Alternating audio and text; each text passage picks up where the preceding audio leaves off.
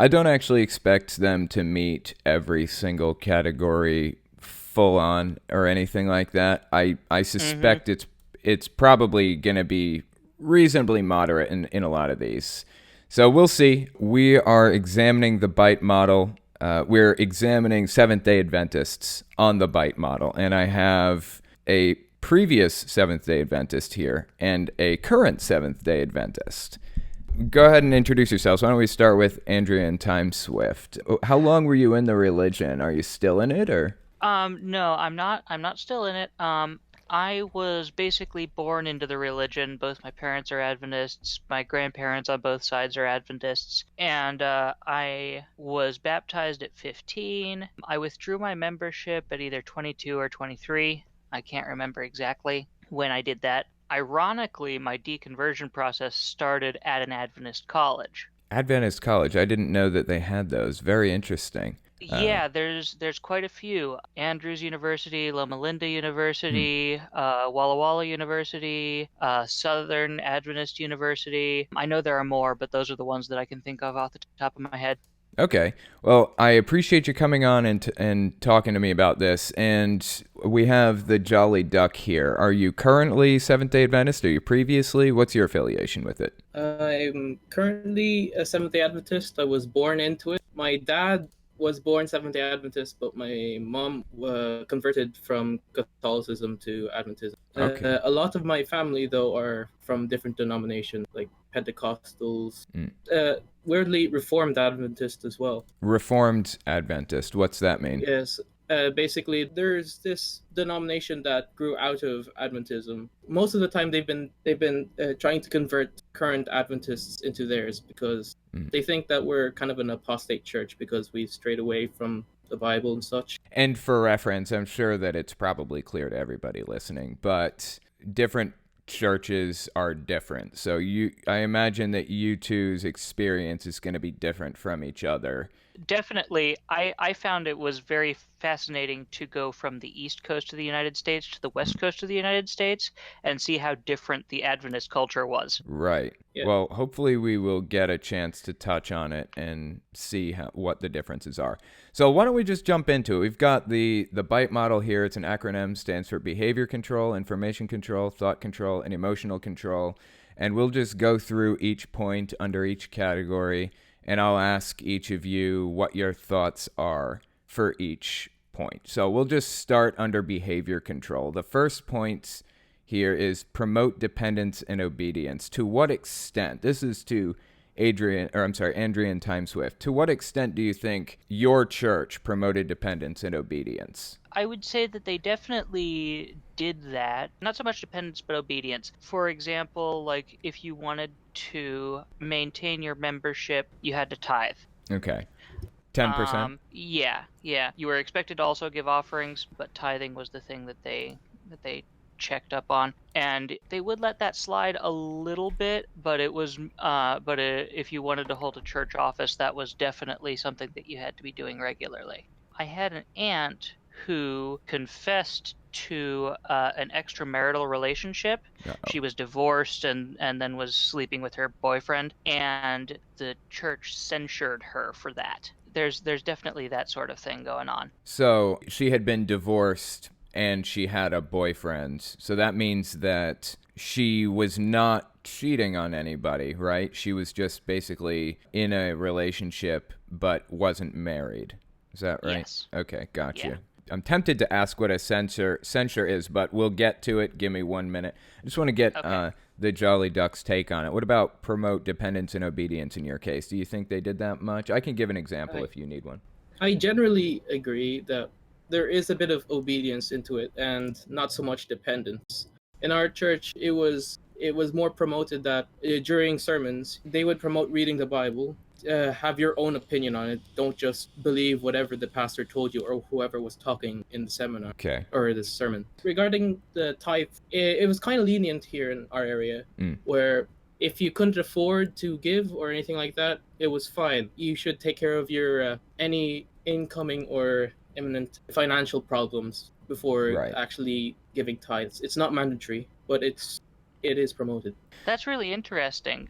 because I would always hear sermons about how you would give your tithe first and then God would provide. Maybe a little bit of a Well, doctrinal difference. I know with, like, for example, Church of Christ, it's like super taboo to use musical instruments in worship, and for some of them it's taboo to use musical instruments at all, but others are looked down upon when they do use musical instruments in church. So it could be a regional or a church to church thing. Yeah, it yeah. definitely sounds like a regional thing. That's really interesting to me.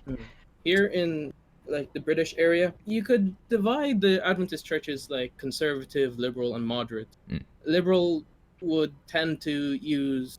They didn't have any problem with any kind of music, any kind of instrument, so they would usually have different services. One would be a traditional one where it's just piano, hymns, and stuff like that. Your typical church service. Whereas there would be other services that would cater for more, some people would say liberal, where they would have like drum kits, guitars, and stuff like that. This has sparked a bit of controversy within the church because some people don't agree with the fact that they're what we would consider not really earthly music that wouldn't be allowed in your general church. Yeah, that was a conflict that I definitely ran into as well. That's the first point on it. Now, the next point is actually really important. It's a really relevant one. It's modify behavior with rewards and punishments. Now, I gave an example of this with Catholicism where they have the rosary beads. If you sin, you have to confess your sins, and then they give you an assignment, quote unquote, where you have to pray the rosary a certain number of times. Or in an even more dramatic way, Jehovah's Witnesses will shun you if you disobey or disbelieve, and they will love bomb you for doing the right thing. So that's a system of rewards and punishments to kind of mold your personality into what the cult wants it to be. And the end result is almost like a glassy expression. You'll notice if you talk to certain Mormons or Jehovah's Witnesses or whatever else, you'll see like glassy eyes and a perma smile on their face. Have you guys seen any kind of behavior modification with rewards and punishments in the church, setting aside the glassy eyes and the perma smile? Well, definitely. I mentioned the censorship, and there's also a number of other punishments that are potentially laid out in the church as possibilities that the church has, including disfellowshipment, which basically means that they reject your membership. That's for like doing really bad things or rejecting core doctrines of the Right. church. So what happens when you're censured? Like what do they do? What does it mean? Do they yank privileges Okay. from you or something? Or Yeah, so censorship means that basically you can't do anything up front in the church. You can't play the piano, you can't do Bible readings, you can't serve in a church office, that kind Right. of thing. Okay, that makes sense. I know Jehovah's Witnesses have something similar called reproval. So what's your take on it, Jolly Duck? I don't think I think it's a bit relevant, but sometimes when there's like a business meeting for a church, right, we tend to vote on stuff at the end if it's really controversial or something like that, or it needs like unanimous decision by the church. Sometimes when the church board wants to pass something on, it's just my pure speculation, they would tend to disregard a secret ballot. So it would be like if you want to vote on something, it would be a show of hands. So for me, that was kind of, it's a bit of a censorship where if you vote against the majority, it just seems like you're going to be judged by the rest of the members. That's why some of us prefer to have a secret ballot where you won't be judged because no one knows how you voted. And I'd also like to say that there's a lot of shaming that goes on between the members to try and regulate things, especially with regards to, say, conduct on the Sabbath and things like that. It's not necessarily a top-down sort of thing. It's just sort of everybody does it to everybody else. Right. And on that note, I don't know that the bite model really addresses specific doctrinal things like that. So this may be our only opportunity to talk about the Sabbath. I know that in a lot of Jewish communities, the Sabbath is taken very seriously. When I was in New York City recently, there's this whole Jewish neighborhood, and every building, every skyscraper in this giant Jewish neighborhood, the elevators in them all stop on every single floor on the Sabbath so that you don't have to push a button, thus basically working on that on that day. What is the Sabbath like for you? We'll start with Andrea and Time Swift. What's the Sabbath like? Okay, so we definitely don't go to that kind of extreme, but we definitely will not work for pay or do any kind of voluntary labor, with the exception of evangelistic outreach kind of things, like sometimes go and like do a thing where we would provide food and toiletries and also tracts and whatnot to homeless people. Oh, Sometimes. so you can't work for pay, but you can work as like a community service type of thing on the Sabbath then? Yes, but it kind of has to be a church thing. Okay. Church Um, sponsored. church sponsored and Right. benefiting the church kind of thing. Got it. There were always kinds of arguments over what you could and couldn't do. Could you watch TV? What kind of TV could you watch? Could you play sports? My family, they came down on you can watch TV, but only like nature documentaries or church stuff, biblical stuff, Veggie Tales, that kind of stuff.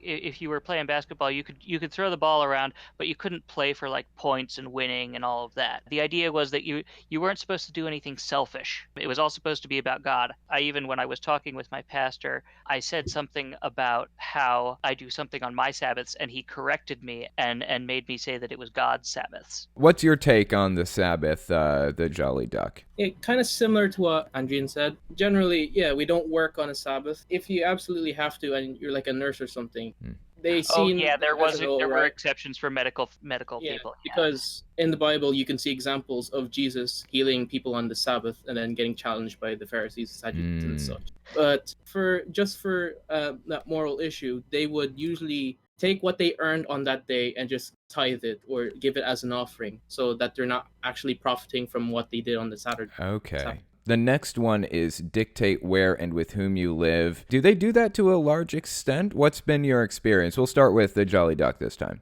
The church manual has specific points on relationships and such. Generally, it discourages having relationships with people that are outside of the religion, because there can be disputes on how to raise up your children if you plan to have any. And it can lead to straying away because their behavior can influence you, and it can lead to maybe immoral stuff that you wouldn't have done if you were with someone of the same denomination.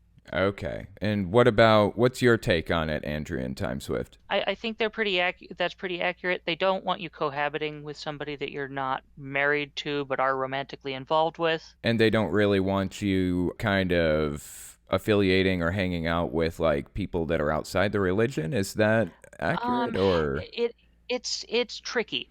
They want you to have friends outside the religion, but not to necessarily be influenced by them. They would use the phrase "in the world, but not of it." So the idea is that ideally you're going to be converting your friends and acquaintances in the world. They don't separate you from those people completely, but they definitely put up mental blocks so that you remain separate from them and don't get led astray, as they would put it. Yeah, there's many people in our church that did marry people outside of the denomination, but most of them have since converted sooner or later. Yeah, my mom was that way. She married outside the church and then her husband converted. The general principle is you should associate yourself with people that would be morally upstanding, and not someone that would cause you to deviate and become immoral and stuff like that. Okay. Yeah. What about restricting or controlling sexuality or controlling clothing and hairstyle? Did you guys see any of that? Church manual says that we should dress appropriately for the time period.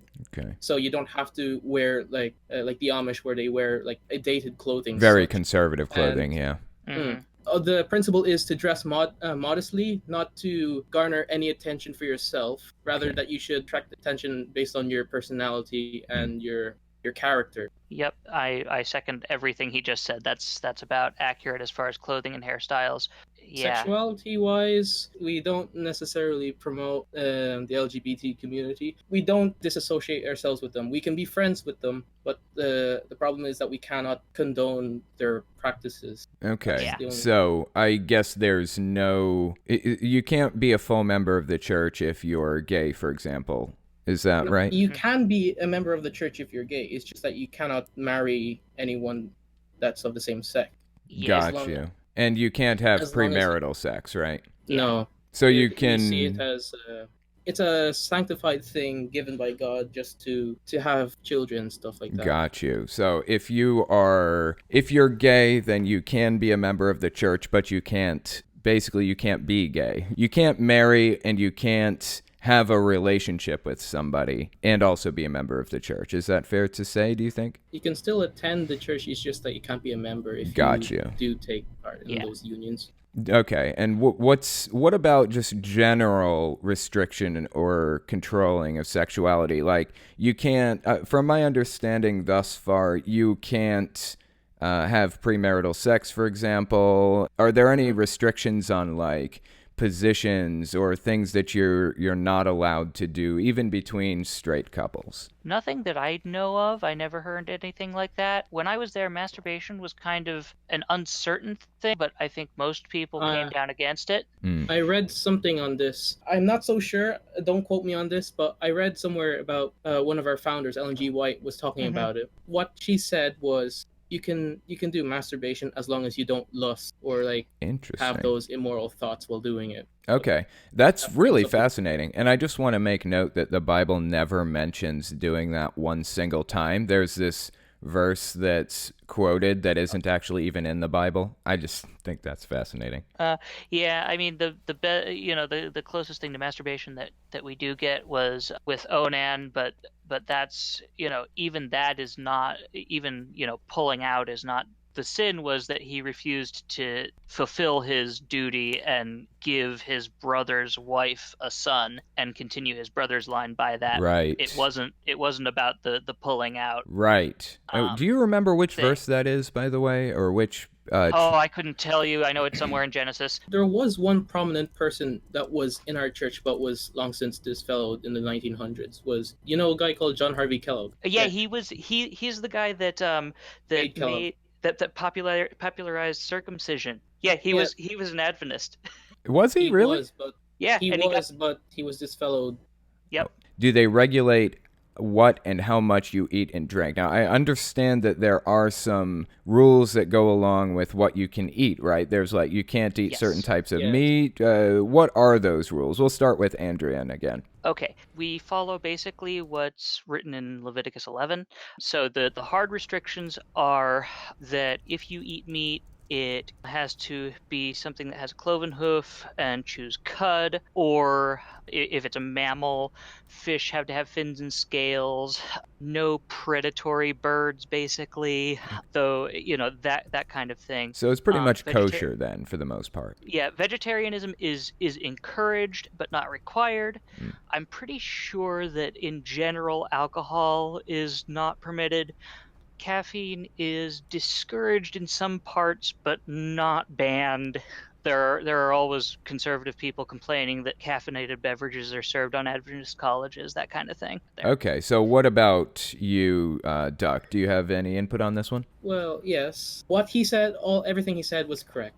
But just to add on top of that, for the Adventists, we don't just practice this because God said to do it. It's because he had a reason for it. That was what food that he permitted us to eat is what he was intending us to. He had some reason to do it. Yeah, it's for a health reason. Originally, during the Garden of Eden, we were supposed to eat vegetables, fruits, and that kind of Right. thing. The only reason why we were permitted to eat certain meats is during the time of Noah, because there was a lack of vegetation. So some people that are really extremist within the denomination or have moved on to Reformed Adventism, they see this as a reason to go back to vegetarianism because there's a lot of vegetation and such. Okay. So we don't need any animals at this point. The founder, Ellen G. White, also made a book about it. She was recommending a vegetarian diet. We have the next one here, which is deprive you of 7 to 9 hours of sleep. I don't really see that a lot. Do they do that, or No, I don't think. Nah. Well, do they overwork you, or like do you have to study things nonstop or anything like that? not overwork, but there are some programs for kids that require intense study. Have you heard of Pathfinders? It's basically an Adventist alternative. I have not heard of that before. No. Yeah, I've been there. I mean, generally, Adventists are very health conscious and would encourage getting plenty of Okay. sleep at night, except, in certain circumstances where like you're holding a vigil, Sure. or something like that. So that's not too much of an issue then. So basically, what we're taught is that God wants us to take care of our physical health as well as our mental health. Mm. So eating healthy is part of what we believe. What about exploiting you financially? Like you guys said you can't be full members unless you tithe, right? I didn't say that. Oh, okay. Oh, Maybe I I misunderstood. mean, that was definitely the case in mine. I think that that's sort of the official position, but not Mm, everybody. It's a regional thing. Not everybody follows that. gotcha. In my church, they were pretty strict about that, but that's not everywhere. Okay. And it's like it's I know that 10% flat basically, right? 10% plus offerings above that. Mm, But yeah, tithe means 1/10. So got you. let me see. I do remember there was one time when our conference or something sent out a request for some kind of humanitarian aid, and they kind of guilt tripped the church with the line from Jesus, "What you've done to the least of these, my brethren, you've done it unto me." While showing pictures of the poor Yeah. and that kind of thing. What was that? So Like it was a video or yeah, it was a video that they distributed to all the Mm. churches and said that they wanted us to show it. Oh, that's interesting. I didn't realize that they were so centralized that I guess like even Methodists are centralized with like the Methodist General Conference. I forget what it's called exactly, but we will get to that because that's very interesting. What about restricting leisure time and activities? For example, are you allowed to watch like R-rated movies or do they restrict that or other things? Are you allowed to read I Harry Potter or whatever? The general consensus is that you should only consume literature and media that would enhance your character or to improve certain things like education. They would promote education heavily, but they would discourage watching like R-rated movies, Mm, anything that would be an affront to God, basically. Yeah, and this is actually something that's sort of a point of contention in the church. There are some bits in Ellen White where she says not to go to the theater, and so there are conflicts about whether or not Adventists can go to the theater. mm, And then, of course, that now that there are movies and things didn't exist, does that mean that we can watch movies? What kind of movies can we watch? That sort of thing. It's sort of a very contentious question in the church. Definitely, leisure activities are limited during Sabbath, as I mentioned before, and yeah, as he said, generally the rule is that you're supposed to be trying to consume media that's going to glorify edify God, quote you. unquote. Yeah, Okay. in my church they definitely banned Harry Potter. My mother was uncomfortable with me reading Lord of the Rings. Mm, um, but that sort of thing. But at the same time, we definitely did watch certain R-rated movies that didn't right. have like a lot of sex scenes in them and that sort of thing. So, Take that for yeah, what you will then. yeah, Okay. yeah. All right, that makes sense. What about this is the very last one for behavior control. What about require you to seek permission for major decisions? For example, Catholics will require you to like sign contracts and things like that for marriage. Do you see any of that? I can't Well, think of anything. there's just general marriage counseling, but I don't think that's anything to do with this. What about like Yeah, confession? Do they have any kind of confession type of Um, thing or Confession, it's supposed to be private within your own mhm. room. You shouldn't tell anyone because they're not in a position to forgive you or to judge uh, basically? judge or Yeah, anything like Yeah. Okay. yeah. Interesting. Yeah, they actually think that confession is one of the things that Catholics are getting wrong. Very interesting. Okay. Well, that's the end of behavior control. Let's move on to information control. The first one under information control is deliberately withhold and distort information. With Jehovah's Witnesses, for example, they discourage you from like reading outside sources and they want you to get all of your information through them pretty much. Do you see any of that or do they ever twist information about the church or anything? There's definitely a protection of Ellen White. There are accusations that some of her work is plagiarized, Mm, and they will flatly deny that. I even had a pastor say, "Don't go and read up on this kind of thing because it's led Adventists astray." He explained why the accusations are wrong, but he said, "Don't go look into it for yourself." mm, But that's like the most extreme thing that I can think of. mm. They are young Earth creationists, or at least a lot of them are, and so anything to do with evolution is going to be distorted and warped if you've seen Ken Ham or Kent Eric Hovind or Hovind, anything, yeah. that kind of stuff, it's going to be very similar to that sort of stuff. Okay, interesting. What's your take on it, Jolly Duck? Well, in regards to just biblical information, it's heavily encouraged for personal study. But in terms of Ellen G. White, I haven't read up on her all that much, and I haven't really taken into these plagiarism controversies, so I'm not really that well versed on her literature. In terms of evolution, yes, there's a lot of us that are really conservative that I talked to a lot of members, and then they would just like simply disregard evolution and such. They would just say it's the work of the devil. And well, the next point we have here is forbid you from speaking with ex-members and critics. Do they discourage you from talking to ex-members and things, or is that not really a big issue? Or for me, it's not really much of a big issue. When someone leaves the church, instead of like in my case, instead of rebuking them and just cut off all communication with them, we're encouraged to try and spend some time with them, see what happened in their lives, and try to comfort them. And if they can, if they're willing, try to get them back into the church. Okay, right. Yeah, that's definitely the case. My church, every time that I show up to any kind of social function where they're there, they're always happy to see me. Okay. There's definitely sort of a family-like element to the church, and everybody's sad when somebody leaves, unless they were really causing trouble. Right. And they, and like you said, they do want to try and win you back. Okay. So. The next one is discourage access to non-cult sources of information. This kind of ties in with the other one a little bit. Do they have like a website where you can learn all about like evolution and things like that, or? They have a lot of stuff like that. I don't know necessarily any particular website. There are lots of Adventist resources. There's the Review and Herald, which I think they still own. Yeah, they do. Yeah, which is a publishing company. There's also Pacific Press, which I don't think they own, but is also Adventist owned, just not by the church. Okay, so they have lots, so they put out lots of books and information and things. Right. I'm a little bit out of touch, so I don't know if they have like websites, but I know that there were tracts that would say, for information on creation evolution, see this website, or for questions about the Bible, see this website, and things like that. Got it. What about divide information into insider versus outsider doctrine? Do you see any of that, like them saying that the other is wrong, they're wrong about this thing and that thing, and if you don't believe our way, then you're going to hell, or anything like that? Well, I wouldn't take it that extreme where you're gonna go to hell. It's just we compare our own doctrine to compare to other denominations and see where they are wrong.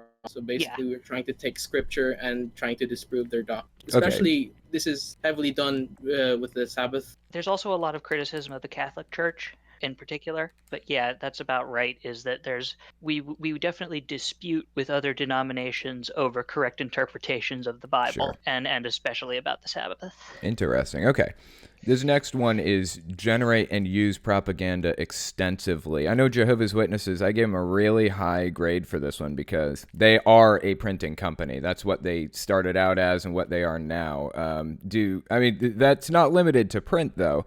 It can also be in the form of videos or whatever else. Do you guys see any of that from the church? There's definitely a lot of Adventist-oriented media.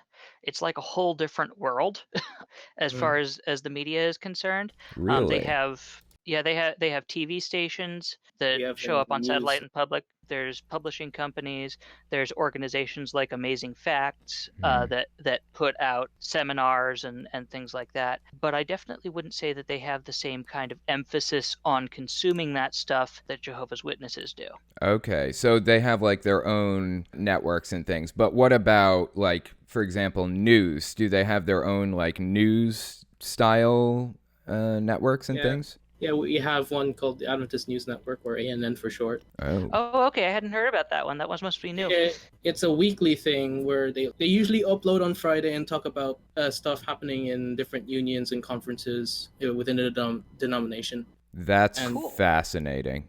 They usually upload on Fridays. I think that would tie into discourage access to non-cult sources of information a little bit, but really interesting. Okay.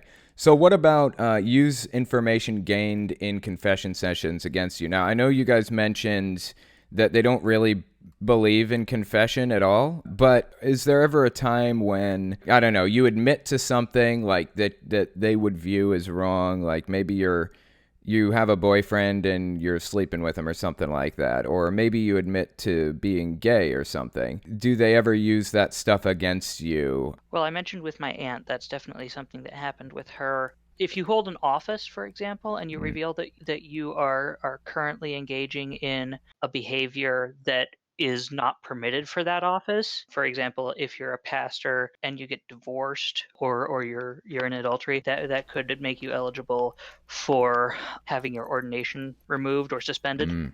And so it's like there you will face repercussions for doing things wrong, pretty much. Ties in a lot with the modifying behavior with rewards and punishments, I guess, right? Yeah.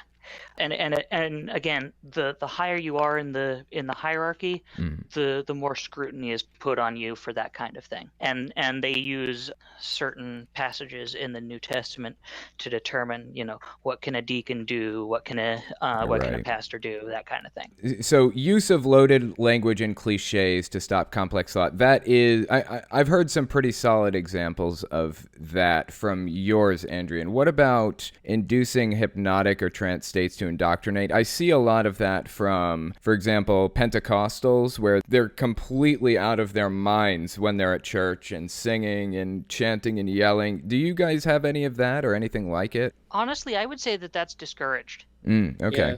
They talk about not repeating things vainly, no vain repetitions. They're definitely not the sort to roll around in the aisles and speak in tongues. Speaking in tongues is a very specific thing for them. It doesn't mean speaking gibberish. Right. It means when you speak, people in different languages can understand what you're saying, even though you're not speaking that language. Got you. For the purpose of mission. Yeah, so I agree Yeah. with what he says. Yeah. Okay, so that one's not terribly intense. What about teaching thought-stopping techniques to prevent critical thoughts? Do you see anything like that? In general theology, that doesn't happen. But in terms of like scientific, kind of. Yeah, I would say that that's pretty accurate. I would say that there's certain maybe thought-stopping techniques for protecting you against wrong doctrine.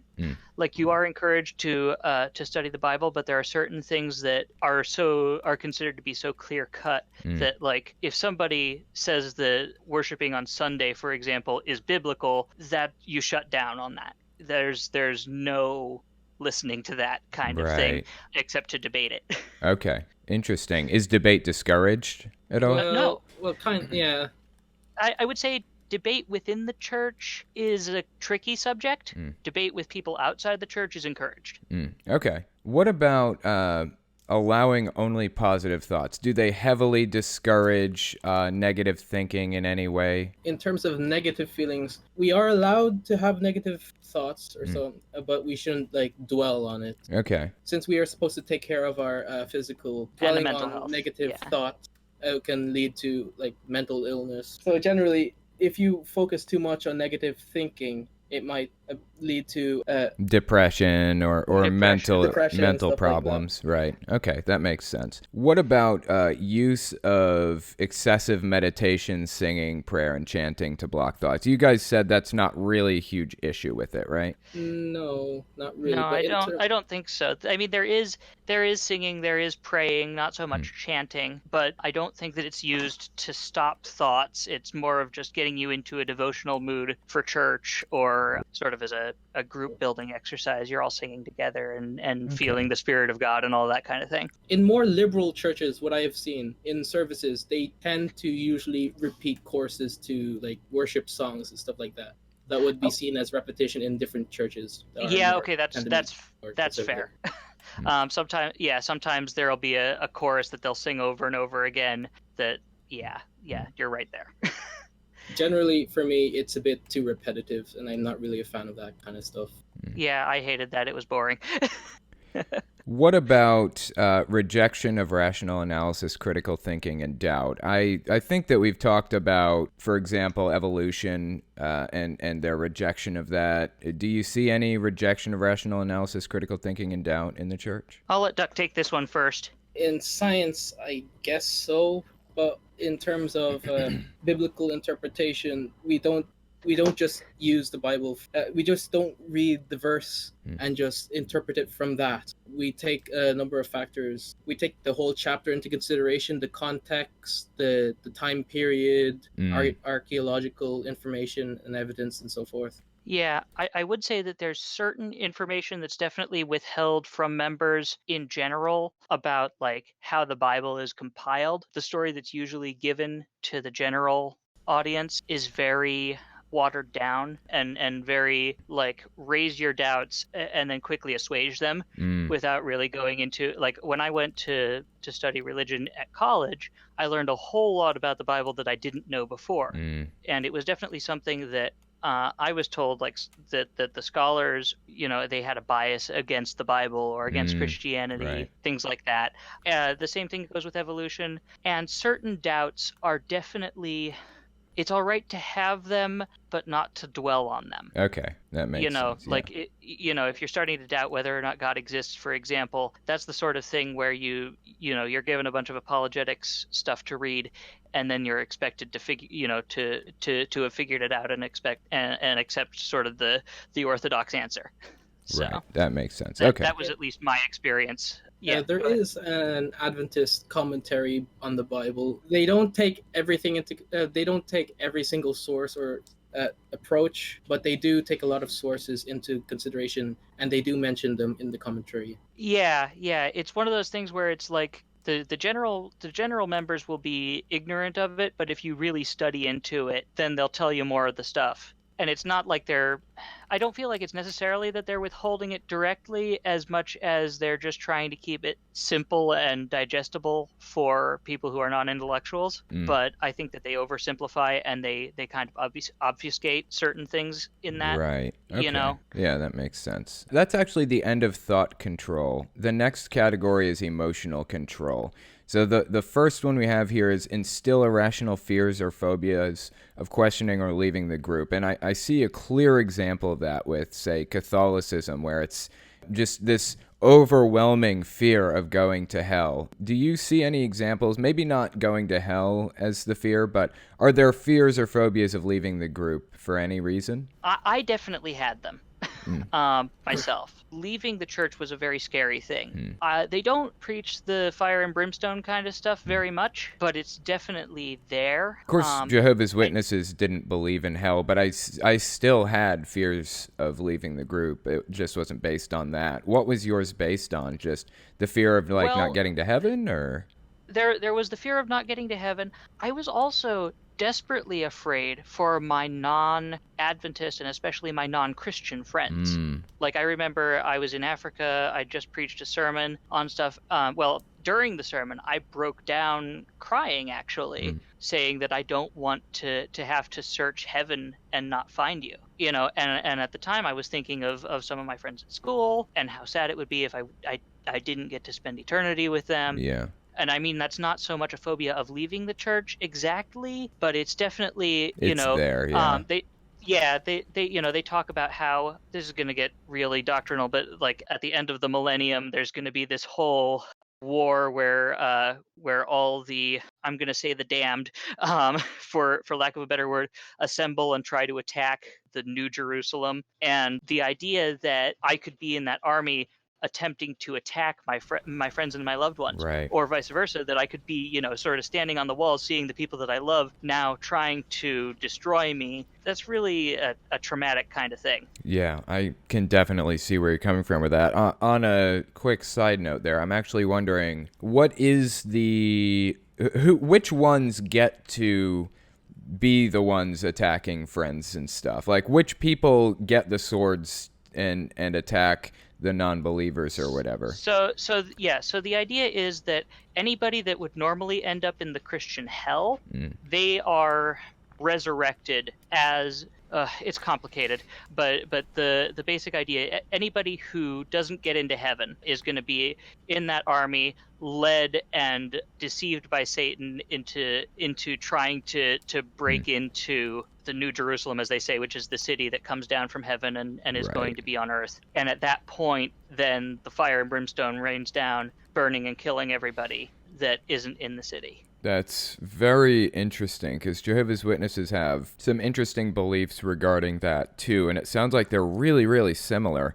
They say only 144,000 people will get into heaven, and as soon as Armageddon starts, they're going to be given swords and sent out to kill all the non-believers, pretty much. But Oh yeah, the well no, rest won't. it's definitely not.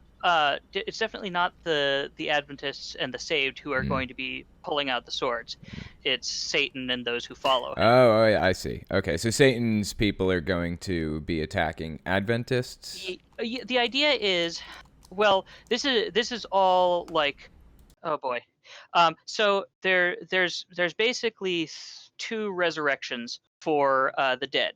The first one is for the good people who go up to heaven for 1,000 years, and then they come down in the New Jerusalem. The second is for all the bad people who are resurrected when the New Jerusalem comes down, and Satan, who's been alive and stewing on the earth, thinks, okay, this is my one last chance to rebel against God and take over the city and all of that.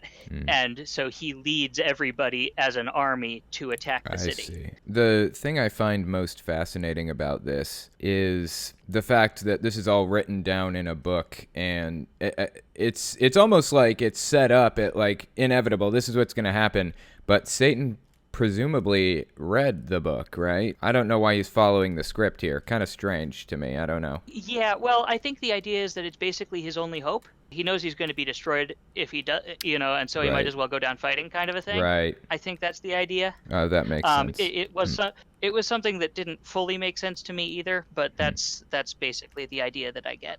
Right. And Duck, you can correct me if I made any mistakes there. Does that sound right to It's you, been a while. Duck, on that front? I think you summed it up. Okay.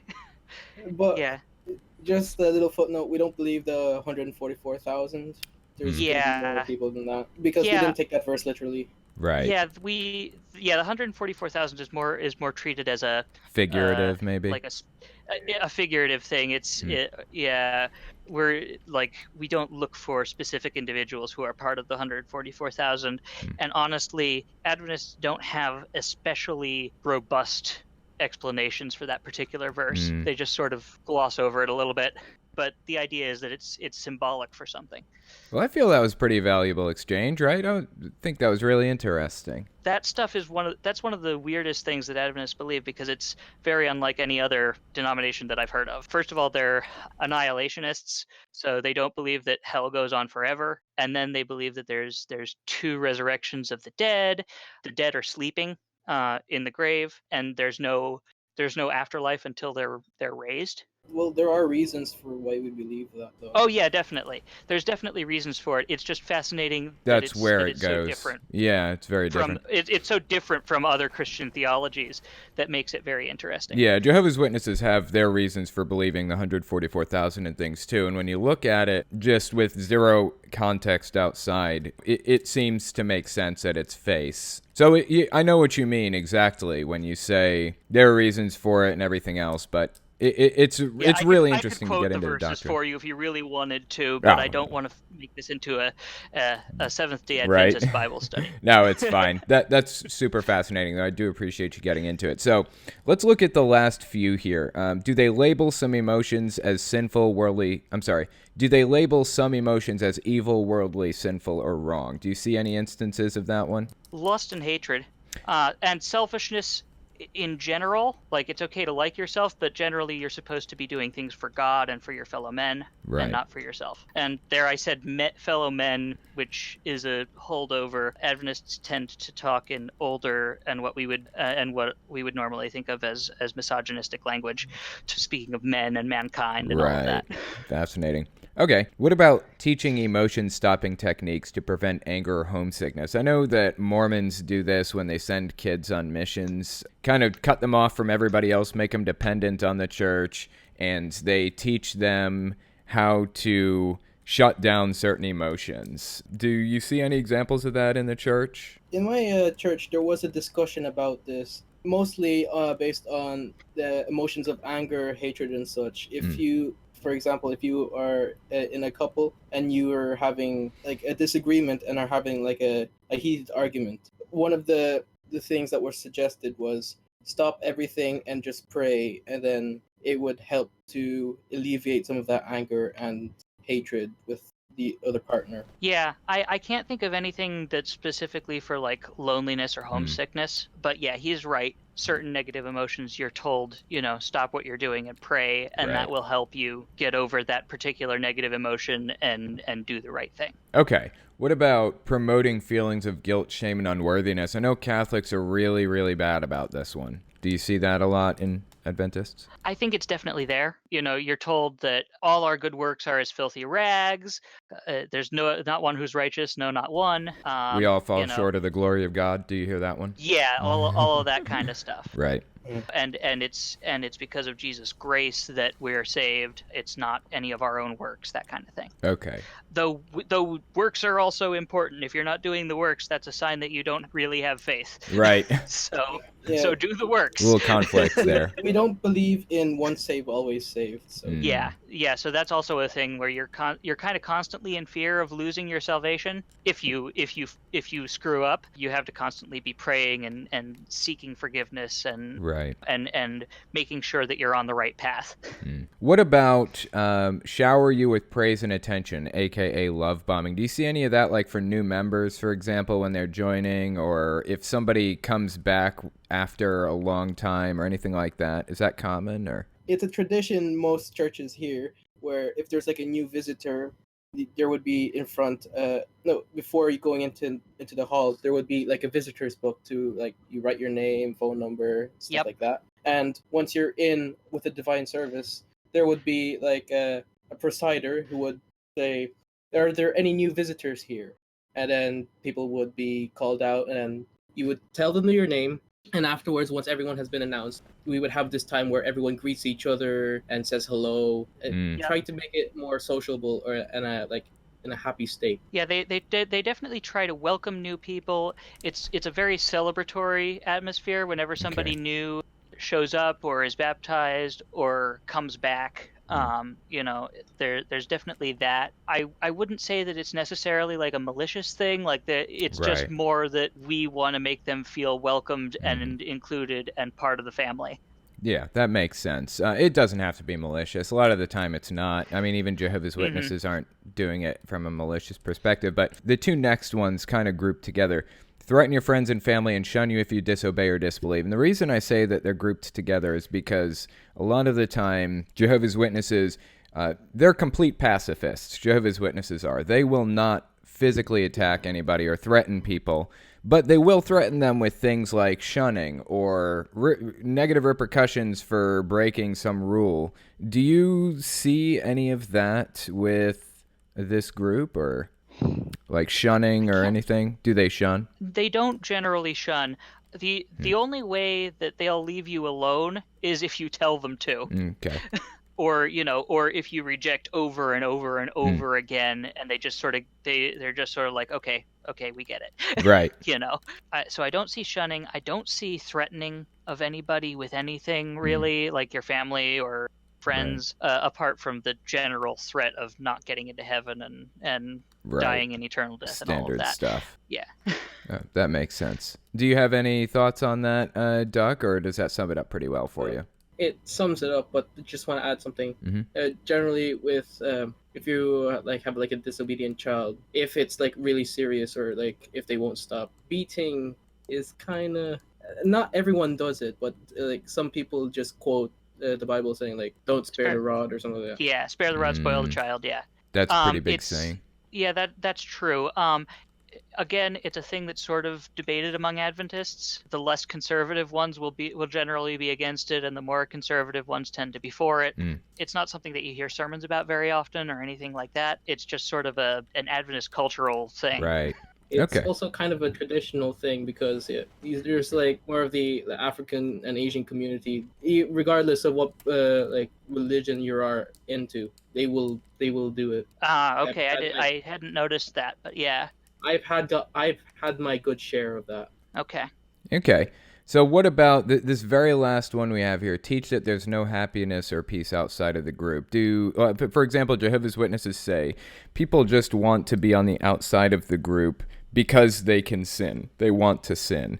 And they're really living just absolutely miserable lives. Do you guys see anything like that, or? To some extent, I've definitely had the "you just want to sin" line thrown out at me. There's definitely things that they'll say, like, you can't be truly happy without Jesus or without a relationship with God, or, Right. however they say it.